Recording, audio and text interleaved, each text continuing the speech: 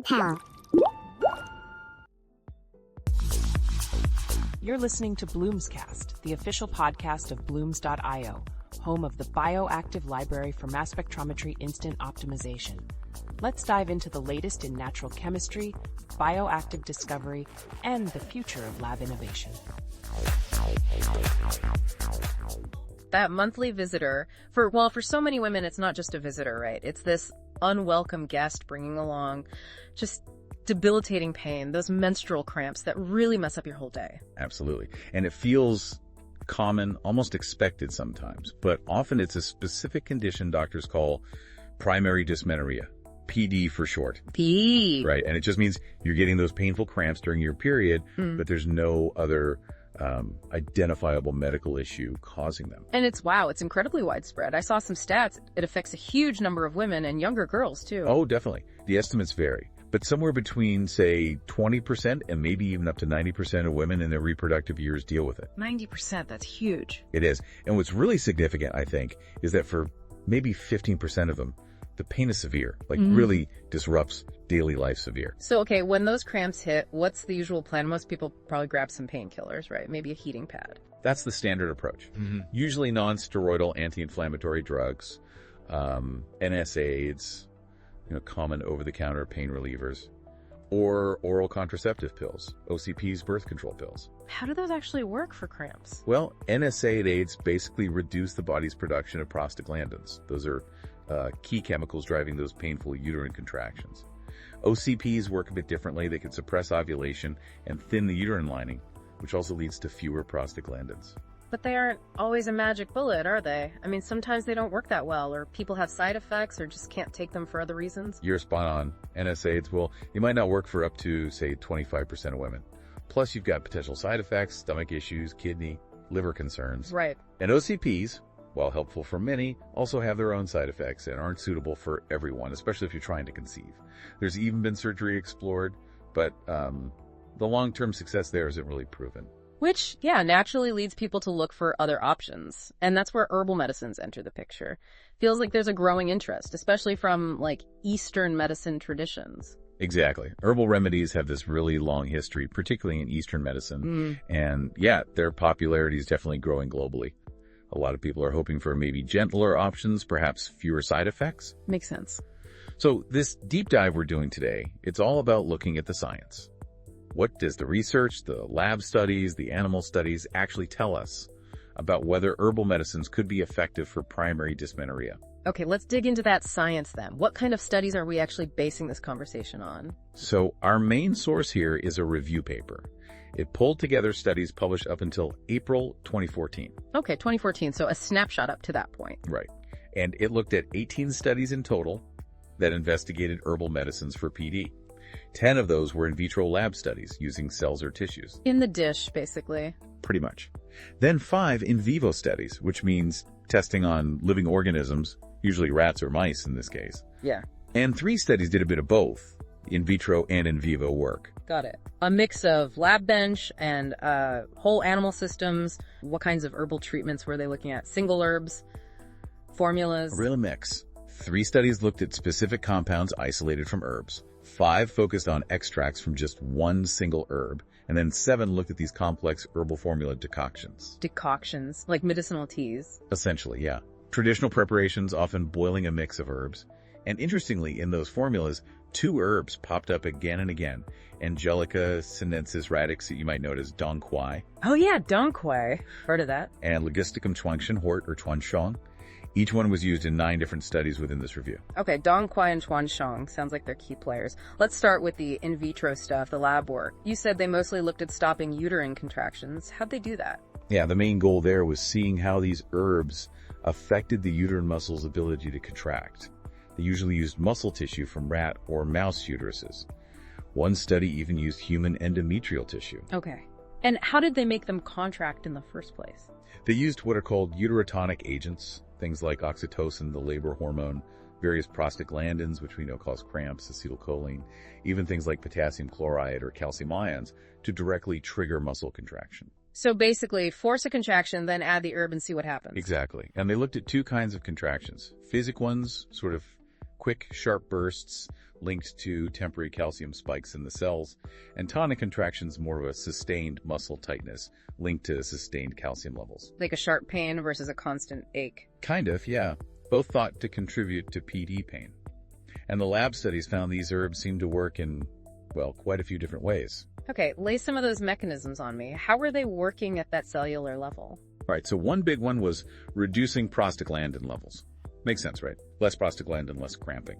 Treatments like Shakyaku Kanzuto, Dengue Xiaoyaosan, and Bakfung pills all showed this. Okay, cutting down the cramp-causing chemicals. Right. Another key thing was suppressing COX2 expression. COX2 is this enzyme that's really important in inflammation and making those prostaglandins. So targeting the production line. Precisely. Inhibiting COX2 means less pain, less inflammation. Dengue Xiaoyaosan did this.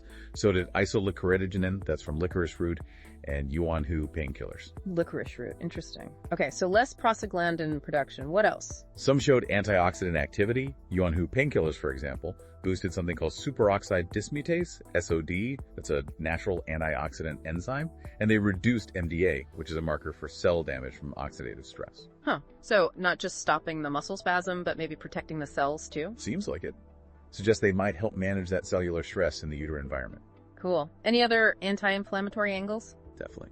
Several treatments seem to reduce nitric oxide, NO, and an enzyme called INOS, plus this protein complex called NF-key. NF-kappa B, I know that one. Big player in inflammation. Huge player. So isolicoritiginin, Xiaofuzu decoction, yuanhu painkillers, they all showed effects on these inflammatory pathways in vitro. It really points towards broad anti-inflammatory action. Okay. And then some herbs directly affected calcium levels inside the muscle cells. Adlai whole extract, Shangfusi decoction, and isolicoridiginin. Again, they all showed they could lower intracellular calcium. And less calcium means less contraction fuel. Exactly. Less forceful contractions. Plus, a couple of other mechanisms popped up. Beet Fung pills seem to stimulate somatostatin receptors. Those might be involved in how we perceive pain. Modulating pain signals, maybe? Potentially. And Shanfusi decoctions seem to help restore normal metabolism of phospholipids, important fats in cell membranes, suggests maybe correcting some underlying cell dysfunction. Wow, okay. That's a lot of different ways these herbs could be working. Just in the lab studies. What about the in vivo work? Did the animal studies back this up? Yeah, the in vivo studies mostly used rats and mice where they induced PD symptoms, usually with hormones like estradiol and oxytocin. Then they ran tests to see if the herbs released pain. What kind of tests? Like, how do you know if a mouse has fewer cramps? Yeah. They use things like the acetic acid writhing test. Acetic acid causes abdominal pain, and you count how often the animal writhes or stretches. There's also an oxytocin-induced writhing test, more specific to uterine pain. And things like the hot plate test for general pain sensitivity or the formalin test for inflammation-related pain. Okay, looking for behavioral signs of pain relief. What did they find? Did it match the in vitro stuff? In many ways, yes. For instance, Adlai Hull, which lowered calcium in vitro, also inhibited uterine contractions in the animals. Okay, consistent there. Right. And Xiaofuzu decoction and isolicoridiginin, which hit those inflammatory pathways in the lab, showed pain relief in the writhing test in animals and also suggested anti-inflammatory activity, likely linked to inhibiting prostaglandins. Xiaofuzu decoction directly showed lower levels of PGE2 and nitric oxide in the animals too. So, yeah, the animal results are definitely echoing the lab findings for some of these. Exactly. Shangfusi decoction was linked to lower calcium in animals, just like in vitro. Yuanhu painkillers, again, showed antioxidant effects boosting SOD, lowering MDA in the animals. Bakfung pills stimulated those somatostatin receptors and lowered PGE2 in vivo as well. Seeing real consistency across the board then. And interestingly, a combo extract, Commiphora mira and Boswellia carteria, reduced paw swelling and PGE2 levels in animals, suggesting broader anti-inflammatory effects, maybe not just limited to the uterus. Myrrh and frankincense, basically. Pretty much. Okay, so we're seeing these patterns. Now, you wanted to highlight one herb specifically, Vitex agnus castus, chasteberry. What's the story there? Yes, chasteberry, often sold as agnew castin. It's interesting because it's already pretty well known for helping with PMS symptoms. Right. So one key in vivo study used that rat model estradiol treatment, then oxytocin, to cause contractions. They found a specific dry extract, BNO 1095, significantly reduced those contractions. and it did so dose-dependently. Meaning more extracts led to less cramping. Exactly. And what was really noteworthy was the effect was comparable to an NSAID carprofen, but, and this is important, it didn't seem to cause significant sedation. It's a huge bonus. Effective pain relief without drowsiness. What about the in vitro side for chasteberry? Also promising. Using uterine tissue from both rats and humans, BNO 1095 inhibiting contractions caused by oxytocin, PGF2, another prostaglandin, and vasopressin. Again, concentration dependent. Okay, so it relaxes the muscle. Yes, but what's perhaps even more compelling is the anti-inflammatory action they saw in the lab.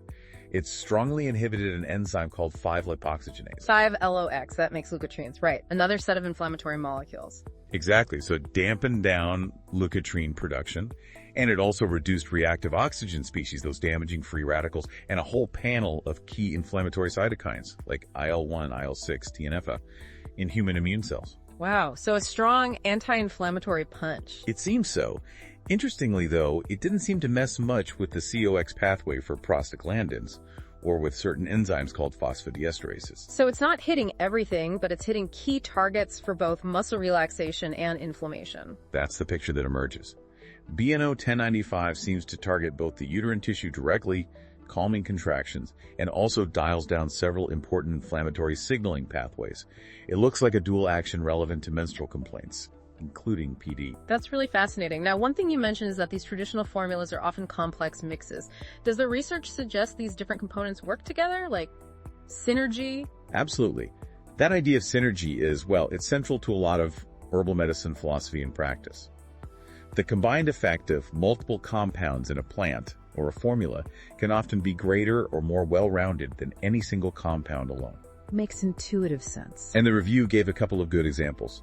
That combination of Commiphora mira and Boswellia carteri extracts, it showed better anti-inflammatory and analgesic effects together than either one did separately. Okay. And in Yuan Hu painkillers, there are two compounds, tetrahydropalmitine and imperatorine.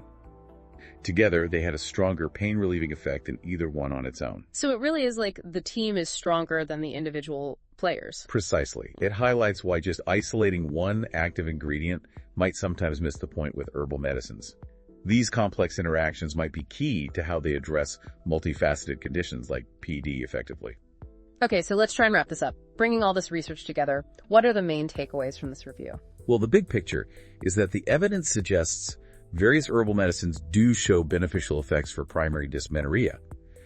The main way seems to be by inhibiting those uterine contractions. Right, hitting the cramps directly. Exactly.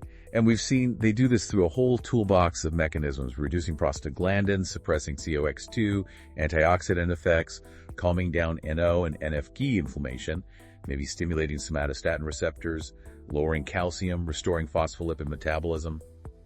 It's quite a list. Yeah, definitely not just one simple action. No. And the in vivo studies back this up, showing pain relief and anti-inflammatory effects in the animal models too. So it really starts to build a case. It feels like the science is starting to catch up with, or at least provide mechanisms for, what traditional use has suggested for a long time. I think that's fair to say. The review concludes that herbal medicines are a, quote, promising source for developing effective treatments for PD. But of course, it also stresses the need for more research. We need to better understand which formulas are best and exactly how all those individual components work together. Okay, so summing it all up. Sounds like herbal medicines offer this really interesting kind of multi-pronged attack on PD. They're not just doing one thing, but hitting the problem from different angles, the contractions, the inflammation, maybe even some antioxidant protection.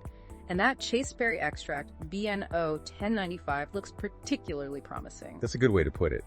And considering that conventional treatments, while valuable, do have their limitations and side effects for a lot of women. Sure. Well, this research suggests exploring these herbal options further could really provide some much-needed additional choices for relief. It definitely leaves you thinking, given how complex PD seems to be and how varied the actions of these herbs are, it raises a really interesting question for the future, doesn't it? Could the key to really effective, well-tolerated relief actually lie in personalized herbal medicine? Figuring out which herbs or formulas best match an individual's specific type of pain or underlying imbalance. Something to mull over for sure, and maybe discuss with a healthcare professional. That's a great point to end on. The journey to really understand and manage primary dysmenorrhea effectively is definitely still ongoing. and it's exciting to see the potential role herbal medicine might play in that. Thanks for tuning in to Bloom's Cast, brought to you by Blooms.io. Stay curious, stay connected, and we'll see you next time on the frontier of natural product innovation. PharmaPal.